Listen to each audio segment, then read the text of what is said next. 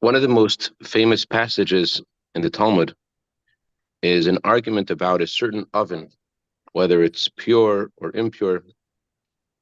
And the Talmud says that Rabbi Lazar disagreed with all the sages of his time, and he declared that the oven um, was, what was the Talmud? What did he say? It was pure or impure, remember?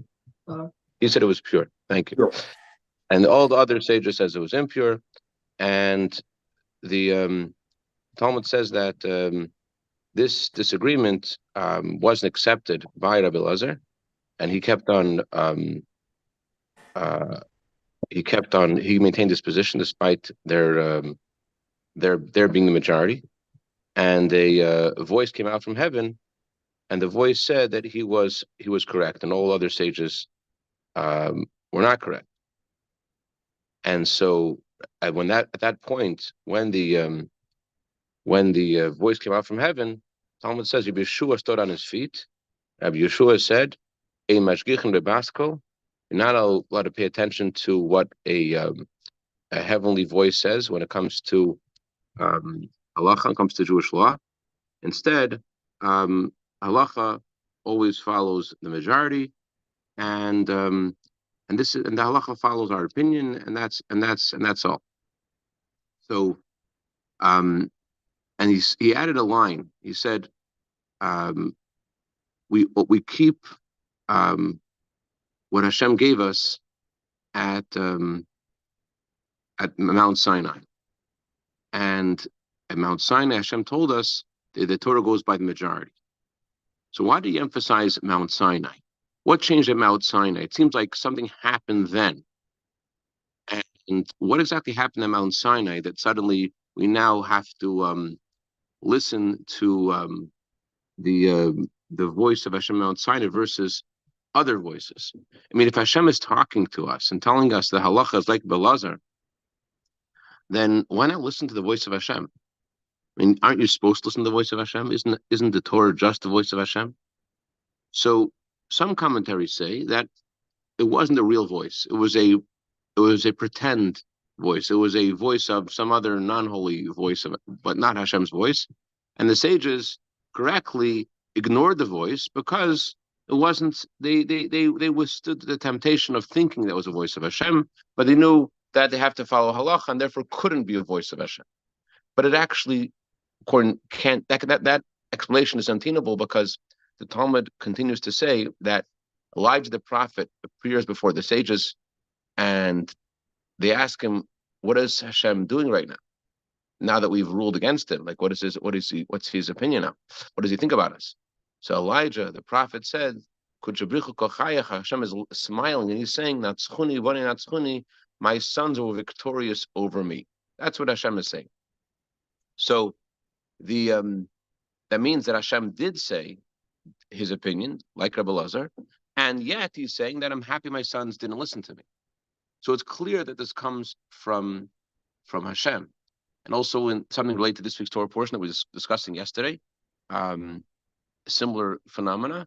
The Gemara says in Bava Metzia, page 86a, that there's a disagreement between the heavenly court and Hashem, and about us whether if in certain situation of impurity, and if you don't know if the white hair comes before the white spot, right? So if it's pure or impure, and Hashem has his opinion, and Maimonides does not rule like Hashem. Maimonides rules like the heavenly court that disagrees, so to speak, with Hashem. So the question isn't just in these two stories. The Gemara says in Eruvin, page 13a, that whenever Beis Shammai and Beis Hillel argue, both are saying the words of Hashem. They both are saying exactly the words of Hashem.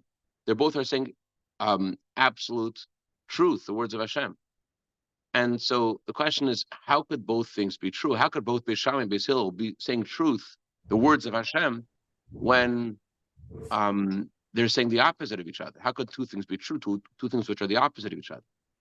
So Chassidus says that the Gemara is very specific. And the Gemara says both opinions are the words of the living Elokim. Elokim is the name of Hashem, which is used to filter and contract Hashem's light so that we can receive it. So specifically, thank you. Specifically, Beis Shammai and Beis Hillel, they their opinion is connected to their souls. Beis Shammai, who always views the more stricter opinion, usually, thank you, Zalman, and Beis Hillel, who views usually the more lenient opinion as being correct. The reason why they maintain this is because of their soul roots. In other words, Beis Shammai, his soul comes from the sphere of Gevura, and Beis Hillel comes to the sphere of Chesed. And so, because Beis Shammai's soul comes from Gvura, which is about sternness and judgment, therefore he veers almost always towards being strict, and Beis Hillel, whose soul comes from kindness, views things to be lenient. Therefore, he always leans toward the lenient view. So, both God's kindness, which is a source of Beis Hillel's soul, and God's severity and judgment, which is a source of Beis Shammai's soul, are both true. They're both attributes of God, of Hashem's light. So that's why the Gemara can say they're both the words of Hashem. They are the words of Hashem, and they're both true. However, there's something else called there's a higher form of truth, which is called the truth of truth. The Gemara says, for example, in Sanhedrin, page 36b, that Shaul Hamelch, King Saul, thought that his son Yonasan was fit to be the king, and the everything that King David had, his son had too. But then the sages pointed out to one thing that King David had that he realized his son doesn't have, and that is Hashem imay. Hashem is with King David, and halacha always follows King David. So the specific words the Talmud says halacha imay, Hashem is with him. I mean, is not that Elokim is with him. The Gemara uses the word Havai, Yukei Vavke. That's the name of Hashem. So while Shem Elokim is also a name of Hashem, and it's also true, but it's only a ray and a filtered light of Hashem. It's not something which expresses the essence of Hashem. So when it says in the Talmud, as we were discussing yesterday, about this oven of Tachnai, whether it's pure or not pure, that the opinion of Kutchabrichu is not the opinion of the essence of godliness. It's a way Hashem's light is contracted to convey a certain opinion.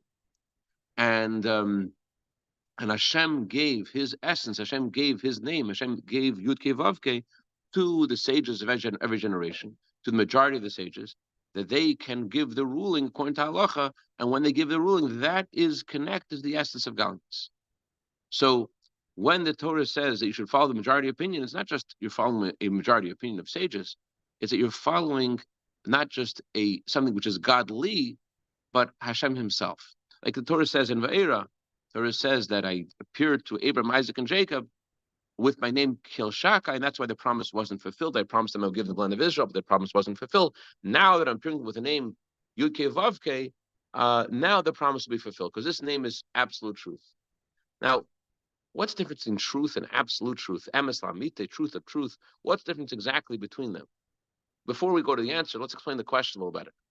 When people hear the words absolute truth, what do they think? They think that there's something which is true, but there are details which aren't true. Like someone was telling me yesterday about horoscope, that they find their horoscope is amazing, true, and it's Maimonides says that all these astrological calculations aren't accurate, and if you find truth in them, Maimonides says it's because it's mixed in. Some truth is mixed in there, but it's mixed in with falsehood. So when we say that the name of Elokim is not absolute truth, we don't mean that there's something in it that's false. Let's conclude today with saying this. The Rebbe's father, Rabbi Levi Yitzchak, said this in a beautiful letter. He talks about the Gemara's discussion about various things, and how sometimes not only does the Gemara favor one opinion over others, but sometimes the Gemara says a stance, a question, and an opinion, and the Gemara refutes the question. Or sometimes even more. Sometimes there's a sage who says his opinion, and then the Gemara says about this opinion, bedutehi, it's ridiculous, it's wrong, it's off. So Rabbi Yitzchak said, you should know that Hashem himself is the one who said this opinion, and Hashem himself is the one who says that this opinion is incorrect, that this opinion is off. He says beduta, or another text says berutahi. Hashem himself is the author of the teaching, and Hashem himself is the one who says this teaching is off. So if a person were to, let's say, learn the opinion of a sage whose opinion was refuted, before he learns that passage in the Talmud, which is refuted, which seems to be not true, he still says a blessing on the Torah, on those words, because those words are Torah, they are godly, but yet they don't reflect the halacha, which is connected to the essence of godliness. And that's why, and so it's not that it's not true, it's true, it's godly, but it's not, it's only a ray of godliness, not the essence of godliness. And Hashem, next time we will try to understand that a little bit better. All right, have a great day, everyone. Good seeing everyone. Great day.